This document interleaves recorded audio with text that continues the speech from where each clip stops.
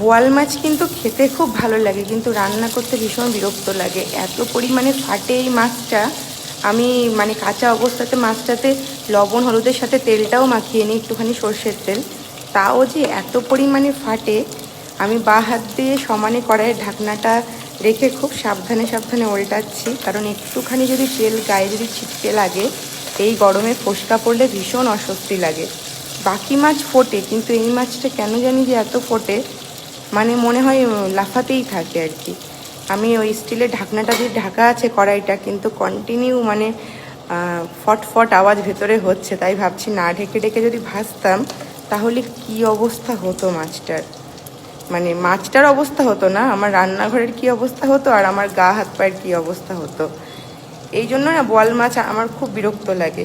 যদি কেউ রান্না করে দেয় তাহলে খেতে খুব ভালো লাগে, কিন্তু কেউ রান্না না করে দিলে আমার রান্না করে খেতে খুব অস্বস্তি।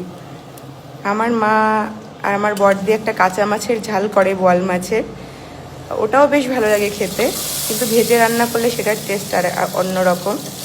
কাঁচা রান্না করলে কোনো টেনশন থাকে না, ফাটার চান্স থাকে না, শুধু একটু লেবুর রস দেয়, মানে মাছটাকে কষিয়ে রান্না করে, খেতেও বেশ পুরো মাংসের মতোই লাগে। আর আমি যেহেতু আলু পটল দিয়ে একটু হালকা মশলা দিয়ে তরকারি করবো, ওই জন্য আমি একটু হালকা ভেজে নিচ্ছি, কিন্তু ভাজবো কি ভয়েই মনের মধ্যে মানে যাচ্ছে, তাই শুরু হয়েছে। তো চলো, সকলে ভালো থেকো, সুস্থ থেকো, তোমাদের সাথে দেখা হবে পরবর্তী কোনো ভিডিওতে।